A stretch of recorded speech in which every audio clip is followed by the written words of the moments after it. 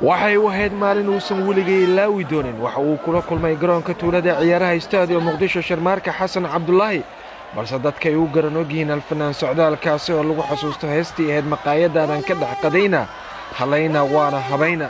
alfanaan socdaal ayaa maanta taageero u ah kooxda ciidanka militariga horseed xilli uu sheegay in qoyskiisa guud ahaan ay taageero u yihiin kooxda caawiya maalinay horseed alfanaan socdaal ayaa ugu horreyntii ka hadlay dareenkiisa ku aadan taageerada uu hayo kooxda horseed dareenkeeda ka hadlay midaan cabiri kara maahan waa mid iga taweyn xamuulkiisa aan qaadi karin markaan u gudbo kooxda aan taageerayo waxay ahayd kooxda horseed waa tan kooxda horseed waa kooxda dhiigayga dhacankayga dhiigayga eedo macnaha aan ku tashanay mar walbo waa kooxda aan u imid baalkan kooxdaas aan taageeray barbaraa galnay barbardhow weliba waxaa galnay u eg badis macnaha oo aan badis waxba aan dhaamin saas waay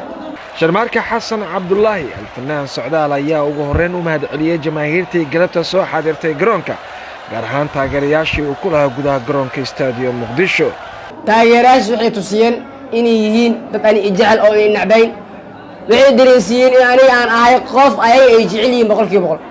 alfanaan socdaal ayaa mid u gacan qaaday ciyaartooyda kooxda horseed ka hor inta aysan soo gelin gudaha garoonka uusan garsoorka ciyaarta seerigeeda ka dhawaajin wallaahi waan ku farxaa boqolkiiba boqol weliba qolkooda ugu tegey maasha allah waxaa waaye waa wax aan ka filayay aan ka helay maasha allah halkan wax kula kulmay madax badan oo kula kulmay oo xulalka ugu sarreeya oo ka hayo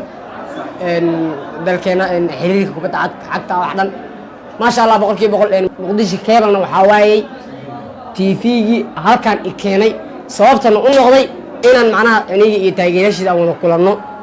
maasha allah boqolkiiba boqol ugu dambeyntii Sharmaarka Xasan Cabdullaahi socdaal ayaa wacad ku maray in uu hees u samayn doono kooxda horseed haddii ay ku guuleystaan horyaalka Soomaali Premier League fasal ciyaareedka 2020-2021 xaqiiq waa horseed hadee qaado koobkan hadee qaado in hees u soo qaado waa taas waxaa waaye buuga lagu daro si kastaba ha ahaatee madaxweynaha aaladda TikTok Bilaal Bulshaawi ee boqorada isteelka ayaa qayb ka ah shakhsiyaadkii ugu caansanaa ee ka soo muuqday kulankii galabta iyagoo qayb ka ah istuudiyaha Muqdisho Cable Sports ay ku leedahay garoonka tuulada ciyaaraha xilli Bilaal Bulshaawi uu taageero u ah kooxda caawiya maalinay horseed